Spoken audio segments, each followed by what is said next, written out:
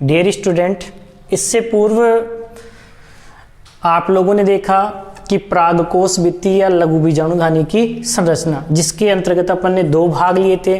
भाई इसकी 2 भागों में इसकी भित्ति क्या होती है, प्राग भित्ति और बीजाणुजन उत्तक, 2 भागों में इसको क्या किया गया था, बांटा गया था।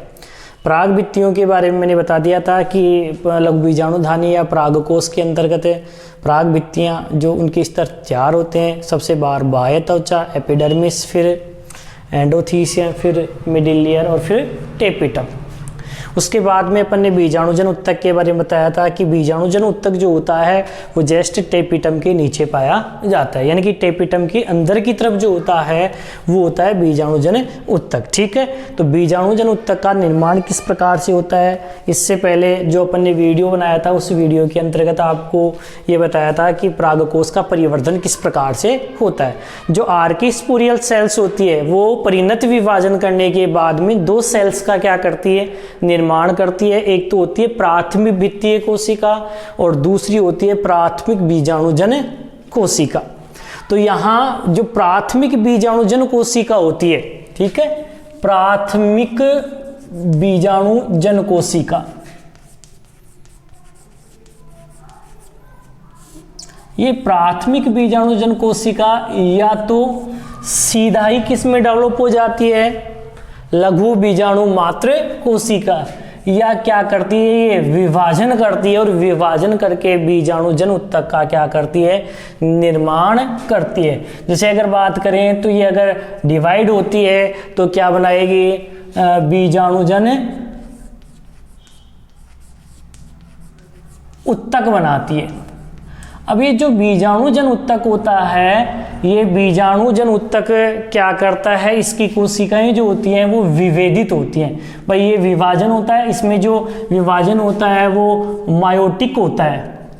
ठीक है, कौन सा होता है, मायोटिक विभाजन ही होता है, समसूत्री विभाजन ही होता है। और क्या बनाएगा, बीजाणुजन। तो अगर ये 2n है तो ये भी क्या है, 2n। बीजाणुजन उत्तक की कोशिकाएं भी कैसी होती हैं, गुणिता के आधार पर 2n ही होती है। ठीक है, तो बीजाणुजन उत्तक हो गया, ये बीजाणुजन उत्तक की कोशिकाएं क्या करती हैं, विभेदित होती हैं। ठीक है, डिफरेंशियल्स होती हैं, तो उसके कारण क्या बनाती है, ये लघु बीजाणु मात्र कोशिका,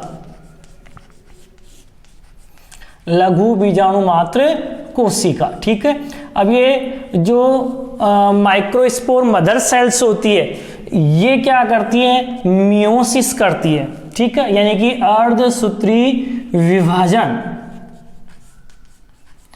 अर्धसूत्री विभाजन करती है। ठीक है, इसमें जब अर्धसूत्री विभाजन फर्स्ट होगा तो फिर ये क्या करेंगे, ये लघु बीजाणु फर्स्ट और फिर सेकंड होगा, तो लघु बीजाणु मात्र कोशिका क्या बनाएगी, 4 लघु बीजाणुओं का क्या करती है, निर्माण करती है। ठीक है, तो यहाँ पर जो लघु बीजाणु मात्र कोशिका होगी वो भी 2n होगी, गुणिता इसकी कितनी होगी, डिप्लॉयड होती है।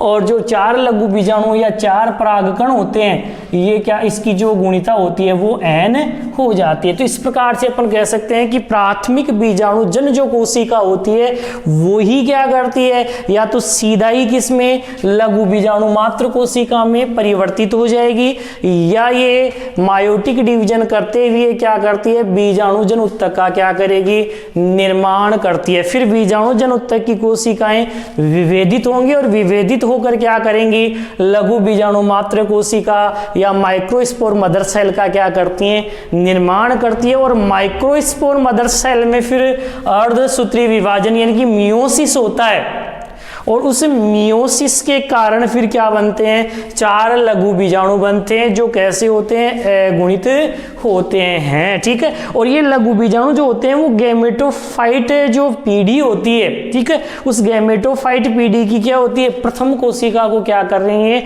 शो करते हैं या प्रदर्शित करते हैं, या यूं कह सकते हैं गैमेटोफाइट जो पीढ़ी होती है उसकी प्रथम कोशिका ही होती है। ठीक है, तो इस प्रकार से क्या होता है, लघु बीजाणुओं का निर्माण होता है। प्रारंभिक जो भी लघु बीजाणु बनेंगे चारों वो आपस में क्या होते हैं, जुड़े होते हैं। ठीक है, क्या होते हैं, जुड़े होते हैं। जिन्हें बीजाणु चतुष्क या ट्रेटेड कहा जाता है। तो यहाँ एक बात और मैं आपको बताना चाहता हूँ कि कोशिका विभाजन है, या यूं कह सकते हैं कोशिका द्रव्य के विभाजन के आधार पर अगर देखा जाए तो लघु बीजाणु बनने की जो प्रक्रिया को अपन दो भागों में बांट सकते हैं। एक तो कौन सा होता है, उत्तरोत्तर या क्रमिक सेक्शन, और दूसरा जो होता है वो है युगपत या समसणिक सिमुलेटेनस टाइप प्रकार का। ठीक है, यहाँ पर जो उत्तरोत्तर या जो क्रमिक है उसमें क्या होता है कि जो माइक्रोस्पोर मदर सेल्स होती है, ठीक है, उस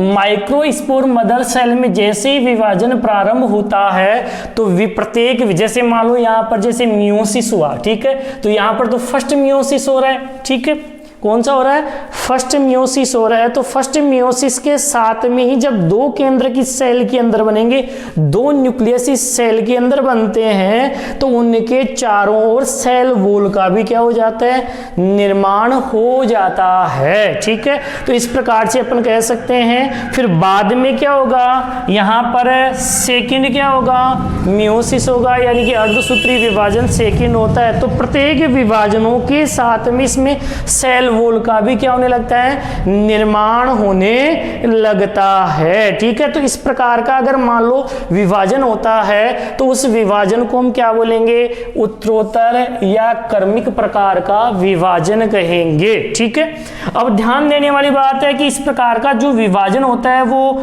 मोस्टली जो पाया जाता है वो कैसा होता है, एक बीजपत्री या पादपों में पाया जाता है, यानी कि जो मोनोकोट होते हैं उन मोनोकोट के अंदर क्या होता है, इस प्रकार का विभाजन देखने को मिलता है। ठीक है, दूसरे प्रकार का जो विभाजन होता है यो युगपत या समसणिक प्रकार का विभाजन होता है। ठीक है, इस विभाजन के अंतर्गत जो माइक्रोस्पोर मदर सेल्स होती है उसके अंदर जैसे अपन कह सकते हैं कि फर्स्ट क्या हो गया, मियोसिस हो गया, अर्धसूत्री विभाजन फर्स्ट हो गया, तो यहां पर अपन कह सकते हैं दो केंद्रकों का क्या होगा, निर्माण होगा।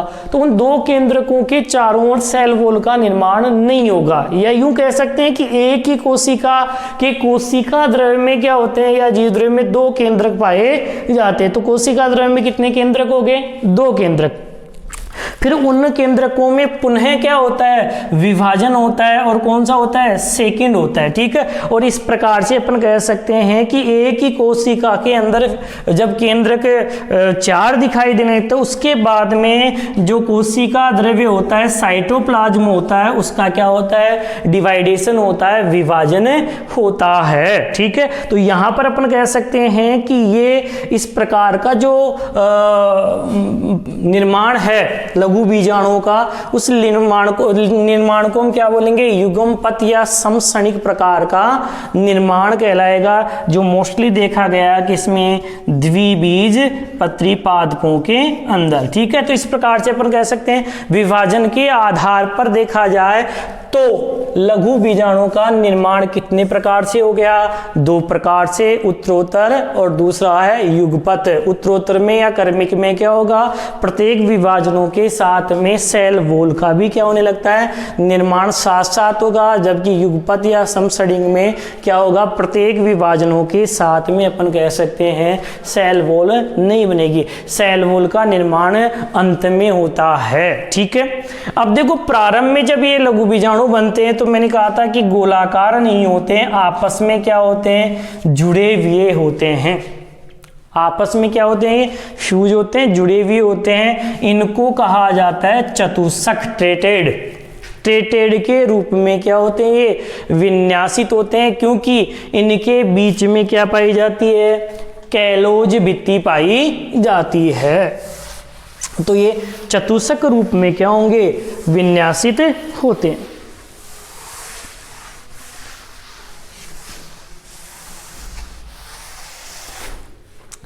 तो इसमें जो चतुष्क जो विन्यास है वो कितने प्रकार का होता है, तो सबसे पहले अपन इनका जो विन्यास देखेंगे वो है चतुष्फलकीय, टेट्राहेड्रल प्रकार का।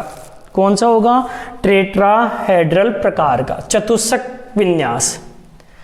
चतुष्क विन्यास में होता क्या है कि ये समचतुष्फलकीय अवस्था में क्या होते हैं, चारों लघु बीजाणु या परागकण क्या होते हैं, जुड़े हुए होते हैं। अगर एक ही तल से अपन इनको देखते हैं तो हमें केवल 3 ही क्या होते हैं, लघु बीजाणु दिखाई देते हैं। इस प्रकार के विन्यास को क्या कहा जाता है, टेट्राहेड्रल या चतुष्फलकीय प्रकार का क्या है, विन्यास। ये चतुष्फलकीय प्रकार का विन्यास जो होता है वो अधिकांश जो होते हैं वो डाइकोट जो प्लांट होते हैं उनमें देखने को मिलता है। ठीक है, उसके बाद में नंबर 2 पर आता है समद्विपार्श्विक आइसोबाइलेटरल प्रकार का विन्यास। समद्विपार्श्विक विन्यास में क्या होगा, एक ही तल से देखेंगे तो अपने को चारों लघु बीजाणु एक तल में ही दिखाई देंगे। तो इस प्रकार के जो विन्यास है उस विन्यास को हम क्या बोलेंगे, समद्विपार्श्विक विन्यास, आइसोबाइलेटरल टाइप का विन्यास। और ये अधिकांशतः किस में पाया जाता है, एक बीजपत्री पादपों में पाया जाता है। ठीक है, तो यहाँ पर ये चतुष्क विन्यास कौन सा हो गया, समद्विपार्श्विक विन्यास। और वहां पर जो हो गया वो कैसा हो गया, चतुष्फलकीय विन्यास या टेट्राहेड्रल प्रकार का विन्यास। थर्ड जो देखेंगे वो है क्रोशित। क्रोशित प्रकार के विन्यास में अपन कह सकते हैं कि क्रोश रूपी शेप में क्या होते हैं, विन्यासित होते हैं। ठीक है, कौन से रूप में, क्रॉस रूपी शेप में क्या होंगे, ये विन्यासित होंगे। इसमें जैसे 2 तो क्या होंगे, 2 इनके क्या होते हैं, समकोण पर व्यवस्थित होते हैं, यानी कि 2 समानांतर हो गए। ठीक है, और 2 फिर क्या होंगे, इन समानांतर के समकोण पर क्या होंगे, व्यवस्थित होंगे। अगर इनको एक ही तल से अपन देखेंगे तो केवल हमें कितने दिखाई देंगे, केवल 3 ही लघु बीजाणु अपने को क्या होते हैं, दिखाई देते हैं। इस प्रकार का जो विन्यास होगा वो आपको जो प्लांट है मैग्नोलिया उसमें देखने को मिलता है। मैग्नोलिया प्लांट में इस प्रकार का क्या होता है, विन्यास देखने को मिलता है। एक होता है टी शेप, टी आकार का। टी आकार का जो विन्यास होता है इसमें चारों लघु बीजाणु इस प्रकार से व्यवस्थित होते हैं कि वो टी शेप बनाते हैं। टी आकार की संरचना का क्या कर लेते हैं, जैसे इस प्रकार से, इस प्रकार से। तो ये विन्यास कौन सा कहलाएगा, टी शेप विन्यास कहलाएगा। तो इसमें टी शेप में तो एक ही तल से देखेंगे तो अपने को ये चारों लघु बीजाणु दिखाई दे जाएंगे, लेकिन इनका आकार कैसा होता है, टी शेप में होगा। तो एरिस्टोलोकिया जो प्लांट होता है उसमें इस प्रकार का विन्यास देखने को मिलता है। ठीक है, और लास्ट में अपन बात करते हैं लाइनर।